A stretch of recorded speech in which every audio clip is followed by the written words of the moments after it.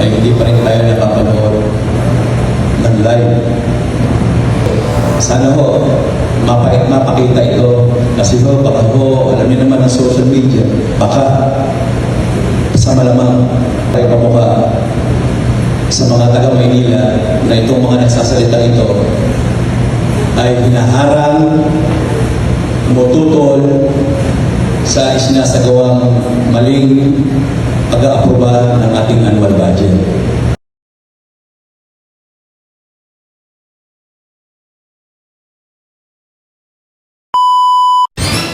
Hello, what's up, happy people? So ito pala yung buong istorya bago po ang nangyaring kumusyon o girian dyan sa City Council of Maynila na talagang napagtulungan po ang ating butihing konsehal GTV Villanueva at Joey Oy. So panoorin po muna natin tong video bago po tayo gumawa ng reaction mga guys. Napaka-interesting video po ito mga quiz. Magayas bago po ang nangyari ang lahat. So without a further ado, let's begin.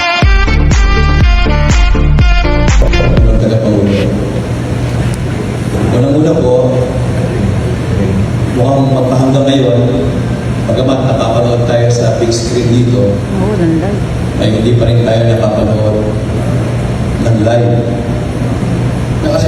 Naka-record po, iyan natin. Ngayon po, naka-live na po ito. Nagkakaroon na po ng technical problem ito. Mamaya, pero naka-recorded po yan. Opo. Sana ho, mapakita ito. Kasi ho, baka ho, alam niyo naman ang social media,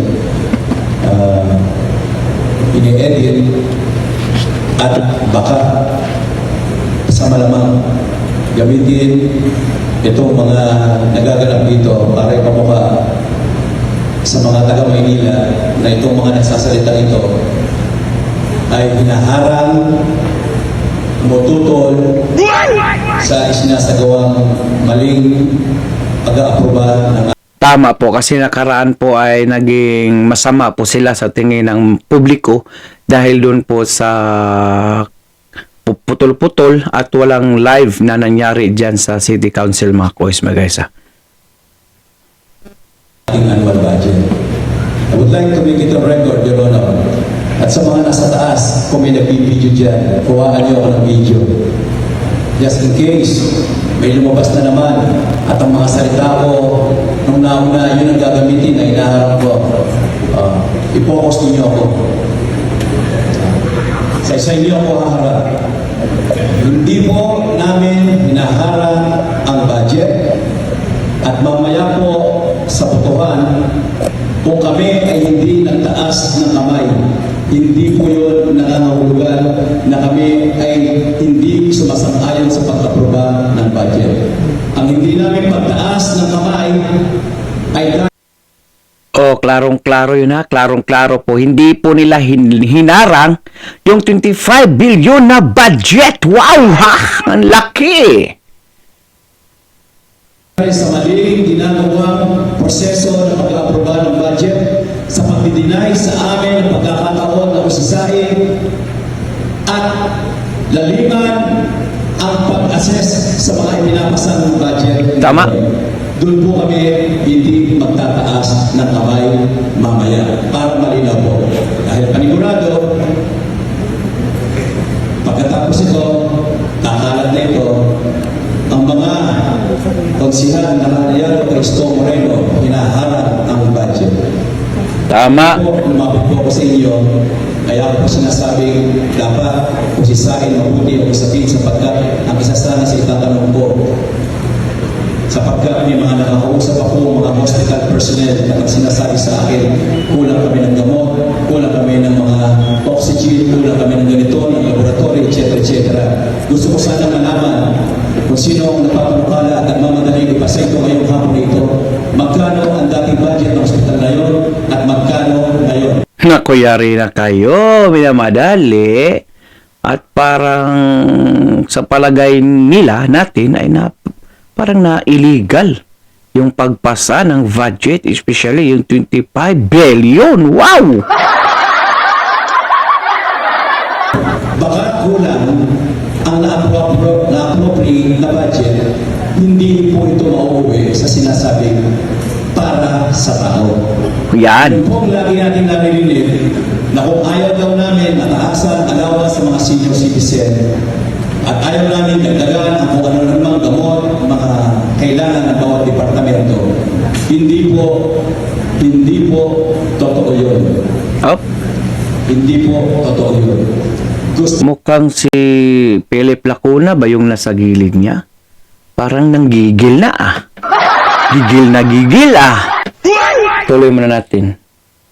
namin maisaayos ang ating lungsod, kaya kami mag-uusisa. Kaya, yun ang tagapulo, nakakapagod na rin po talaga ito.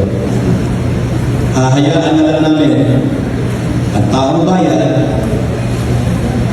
hahayaan na lang namin ang mga nakapanood at makakapanood pa ng ginawa natin ngayong hapon na ito para humusga kung sino ang tama, sino ang mali. At laging ipinapaulit-ulit sa akin ng isa nating kasamahan, opinion mo yan, JTV, hindi ka laging tama. Ah, Tama na. wala nang iba. Pero ganoon din siya. At hindi pa pwede siya lang ang laging magsasabing, gusto ko na ho ma-aproba nito sapagkat sa tao ba. Hindi ho siya lang. Lahat kami dito, lahat tayo dito, pati po ang ating presiding officer, Sino yung sa gilid? gusto natin maging maganda ang gagawin natin paggamit ng ating pondo Tama. para sa mga batang Maynila. Kaya pahintulutan po ninyo, mamaya kung magpuputuhan, uulitin ko muli, baka ho, o hindi na naman, pakisunyo ko, kung hindi po kami boboto, mamaya, hindi po yun paghalang sa budget. Ang hindi namin pagboto ay para tutulan ang maling sistema Tama. proseso ginawa ngayong hapon. Maraming salamat. Sa gilid mukhang gigil na gigil si Lacuna ah. Ha? So malaking budget pala iyan mga kuis, mga gayas. Kaya hindi sila tutol. Yung grupo po ni GTV, yung black minority, gusto nilang maprubahan na. Pero sa tamang proseso. So, ito na po yung nangyari. Pagkatapos niyan mga koy, so ito na po ang nangyari. Kasi may isang taong balat sibuyas umiyak sa mensaheng iyon ni GTV Villanueva na totoo. Villanueva na totoo naman po ba? O diba? So dito po, mayroon na pong umiyak at napagtulungan na po yung grupo ni GTV Villanueva. Panoorin ang komosyong ito. Ayan. Panoorin ha. Ang tapang ni Philip at ni Pug Abante. Nasaan ka, Sir Yol? Patawa-tawa lang si Jong Isip.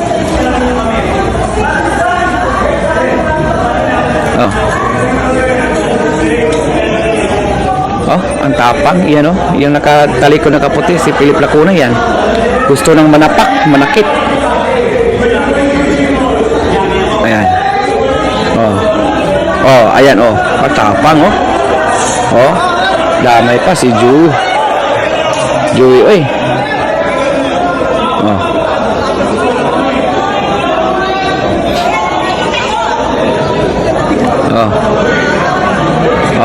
Yan pala ang buong katotohanan. Alam na namin ngayon, ha?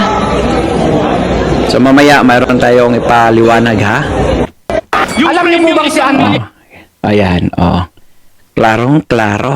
Ayan. Masakit talaga ang katotohanan. Kaya pala balat sibuyas kayo. Ha?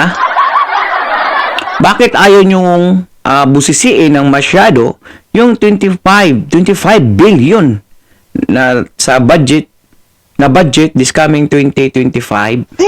Ha? Tapos nakapatay pa talaga yung live nyo, ha? Bakit? bakit kaya?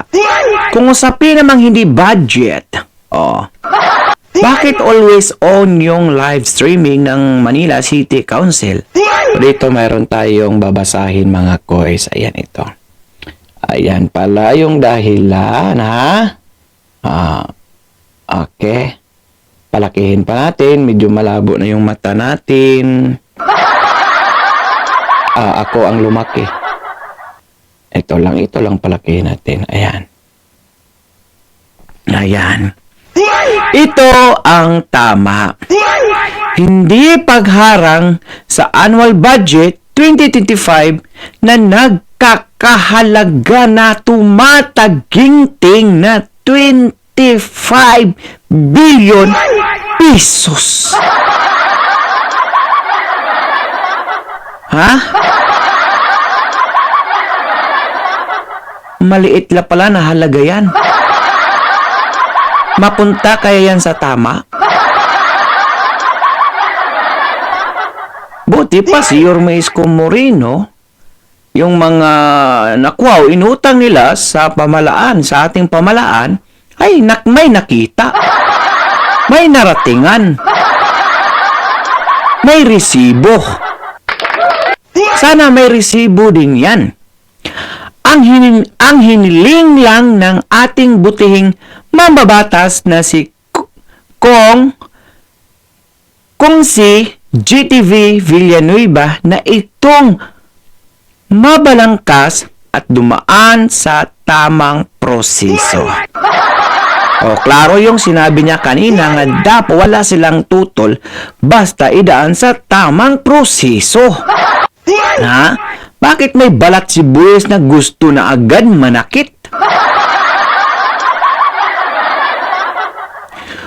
Walang committee hearing report. Paano yan? Kasasabi lang na sa tamang proseso. Bakit walang committee hearing report? Walang nangyaring pagtatanong sa mga department head at itong agarang ipapasa sa konseho ang annual budget 2025. Ano ang nangyari? Nasaan na yung transparency natin dyan or transparent? Nakakaduda pa at nakakahinala kung bakit sa ganyan kalaking mga budget nakapatay po yung live streaming nila. O diba nasa ordinansa o batas nila na sa tuwing may session ay lagi pong naka-live streaming. Bakit wala tayong naririnig na ganyan? Kaya nga nananawagan si GTV Villanueva na ihanda niyo ang mga cellphone niyo dyan sa taas dahil malamang sa malamang papatayin na naman yung live streaming. At hindi nga nagkakamali si GTV Villanueva, mabuhay ka sir. Dahil mismo yung komosyon na iyon, yung girian na iyon, yung kamera po nila nakatutok na po sa ceiling. O sa taas. Ano pong titignan ng mga batang Manilinyo dyan sa taas kung andyan yung kamera nyo sa taas? Kahit ipataas pa yung kamera na yan, ay marami pong nakatutok na mga cellphone sa kanila. Ibig sabihin may pinagtatakpan kayo dyan. Tanong lang naman po. Kasi kung nasa maayos pang proseso ng pagpasa sa 25 billion pesos na iyan, mukhang walang GTV Villanueva ang magsasalita. Tama po ba ako? Tamang-tama talaga ako. Grabe sila mga kois, no? Ganun po sila ka desperado. Balat sibuyas. Biruin nyo yun. Ayaw nilang may magsasalita. Gusto nila yung magsasalita yung dyan, pabor always sa kanila. Di sila na lang gumawa ng batas dyan. Well, may kaso na nga naman pala sila sa ombudsman, di ba? Nung legal session na ginawa nila. noong July 23. Diyan po nag-ugat kasi iyan. Ayan. Diyan po yan nag-ugat sa illegal session at secret session noong July 23, panahon ng bagyo na hindi alam ng mga manorya na grupo ni JTV Villanueva na mayroon palang ganong pangyayari. At doon nag-umpisa yung duda nila at walang tiwala sa liderato dyan sa City Council of Maynila.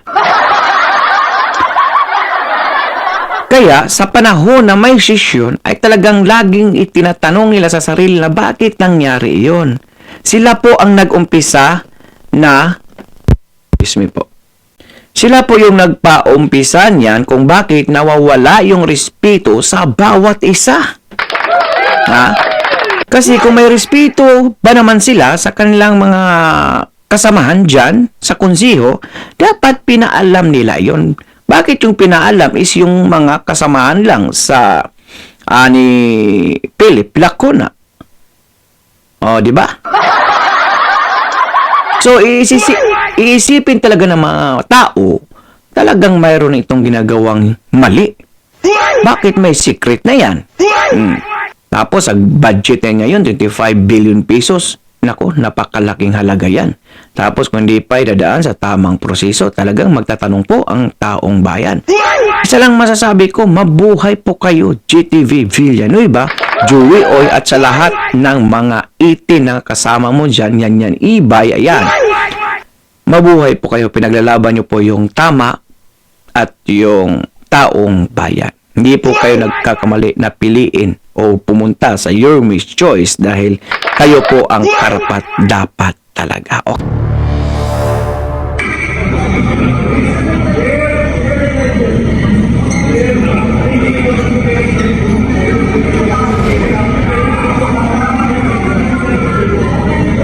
Grabe na itong bully to si Philip Lacuna. Oh. Mukhang lumala na po talaga yung awayan dyan sa City Council. No?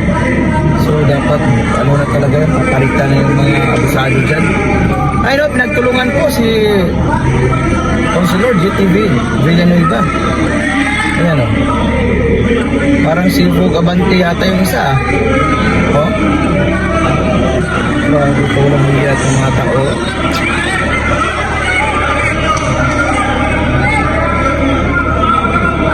Grabe naman tong mga taong to. Grabe yung pamumulitika nila ba, no? Oh. Buti may matapang na GTV talaga na may panindigan na gaya ni Yormes Comorino. Oh. Ilang hiya tong mga taong to. Nagsasayang ng tayo nito yung pagbabayad nila. Oh. Ann Mateo, saan ka na? Ba't andun si Ann Mateo? Balikan nga natin yun. Kulangan ako ah. Ayan o. Bully pa more. Philip Lacuna. Yan. Yan. Bakit?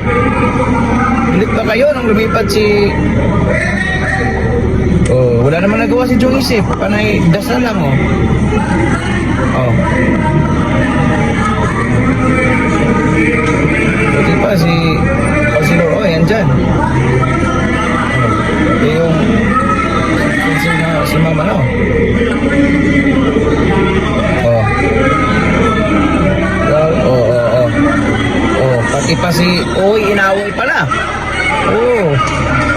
Oh, inaway rin pala si Oy. Grabe itong mga taong to. Hari-harian dyan sa may City Hall, City of Manila. Ang bihira.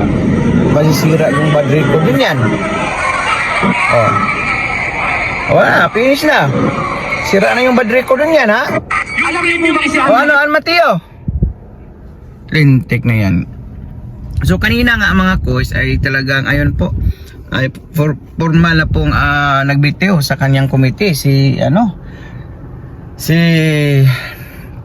Apple Nito, yung kapatid ng ating Vice Mayor dyan. At yan, pinatay po nila, naka-live po yan sa Manila City Council. Oh, naka-live po iyan. Ngunit nung pag-away na yun, kaya pala yung kamera nasa taas na.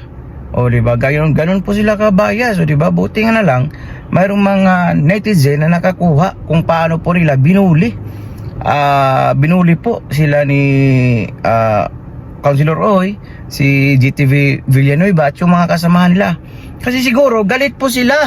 Galit po sila sa pagtalikod sa Asinso Manlinyo o pagtalon ni Apple Nieto dyan sa Your Miss Choice o sa team ni Your Miss Comorino. O di ba? Kung hindi pa naman kayo mga ano dyan, politiko, o maraming mananatili sa inyo. O di ba? Doon sila sa masaya. Laging happy lang. O? Laging masaya kasi nga rockstar ang ating butihing Your Miss ko. So sagad na po yung pangbubuli nila diyan, no, sa City Council of Manila, no. Kaya yung iba kagaya ni Ma'am Apple Nieto, kaya talaga bumaliktad na. Ang tanong kasi, saan ba si Yul Servo? Bakit hindi niya kayang kontrolin yung mga ganyang klaseng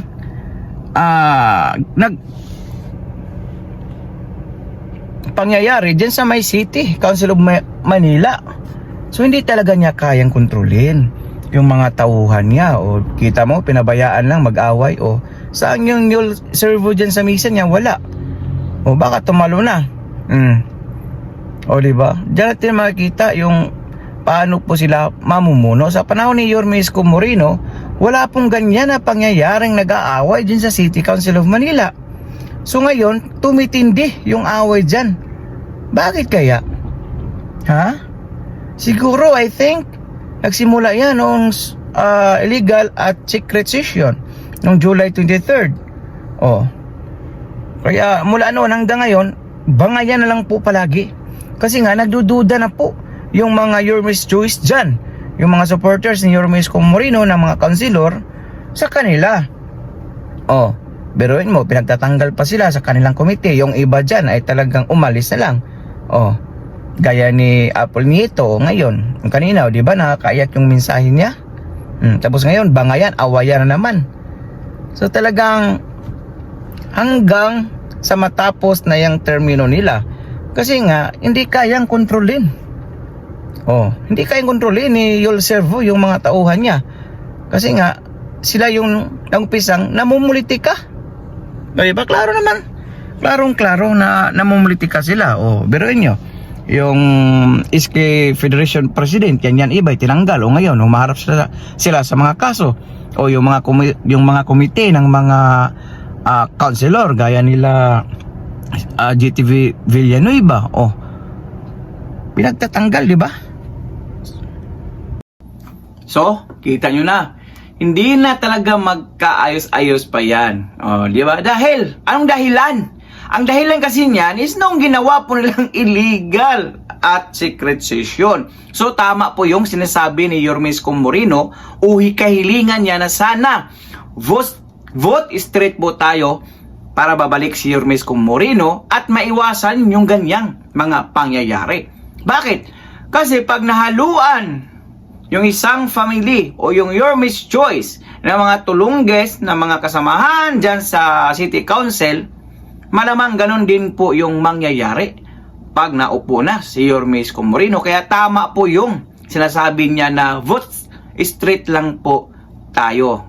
Okay? Kasi alam naman po natin, kung in terms naman sa check and balance, alam naman po natin na hindi po mapagmalamang ang ating butihing Your Miss Comorino. Pantay-pantay nga ang gusto niya, mula bata hanggang matatanda, mahihirap at mayayaman. Kaya tama ka, Your Miss Comorino, dapat vote straight na talaga. Kasi kagaya niyan, tingnan nyo mga Manilinyo. Grabe yung mga pangbubuli ng mga team ni Lacuna dyan, kasi ramdam na po nila yung pagkatalo, kaya desperado na po talaga sila. Kahit kung sino yung nakikita nila sa tingin nila na ito babangga sa atin, aawayin at bubulihin po talaga ng mga iyan. Kasi nga desperado na. Gusto nilang kumapit pa rin dyan sa kanilang pwesto kahit ayaw na ng taong bayan. Hoy! Bakit kakapit ba kayo? Ayaw na ng taong bayan. Hoy! Mahihiya naman kayo. Kasi yung nagsisweldo sa inyo, mga taxpayer, mga taong o mga batang Manila. Hoy! Grabe! grabe na yung mga ginagawa nyo dyan sa City Council, yung panglalamang, pangbubuli, na talagang nas lalong nakakasira sa pangalan nyo. Oh, ang tanong kasi, saan na ba si Vice Mayor Yul Servo kung bakit hindi niya kayang kontrolin o awatin ang mga iyan, o muntika na tuloy nagkasapakan? Ha? Muntika na tuloy silang na headlines ngayon kung nagkasapakan pang mga iyan. No. Oh. At dingid sa ating kalaman na mayroon po talagang kasong haharapin kasi nga bumabot na po yung grupo ni GTV Villanueva, Councilor, sa ombudsman dahil nga nung pag-illegal secret session na ginawa ni Yul Servo at ni Philip Lacuna, yung pakana nila. Kaya siguro nagkainitan. O ngayon, bumawi sila. Kaya yan, huli na po ang lahat. Kasi nga, haharapin nyo na yung kaso galing sa ombudsman dahil pinaboran po si Yan Ibay. Kaya pala lumipat si Apple nito kasi sa ganyang mga pangyayari, panglalamang, pangbubuli. O anong po yung makomento o kulpo dito sa video ito, paki-comment down below. Okay? May grab shoutout po sa ating lahat. Last, panoorin po natin to. Sana hindi nasasali si Ann Mateo.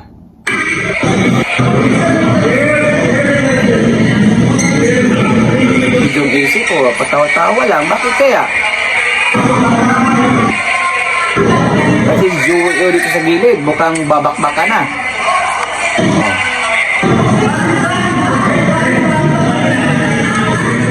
Kung sabante yata yung harap ni Sir GTV. Tapos sa likod, si Philip Lacuna, taga Solsol. Andyan pala, sino yan? Mahabang buhok. Hindi ba yung si Yul Servo? Hindi, iba. O, yun na, nakatulak ka na, nakadibdiba na. Nagkabrasuhan na. Yun na. Kaya pala pinatayang laki na yung live nila. Kaya pala, dahil pala dito, naisahan nyo kami, ha? Huwag niyong gaganyanin yan si GTV. Talagang solid manilin yan. Tama na siya. Ayan naman si Ann Mateo Lintek. Okay? Yun lang po mga kuhisbag. Kaya sabay comment down below. Bye-bye. God bless all peace. Manila, God first. Our hearts beat to the city streets. We began to feel the fire.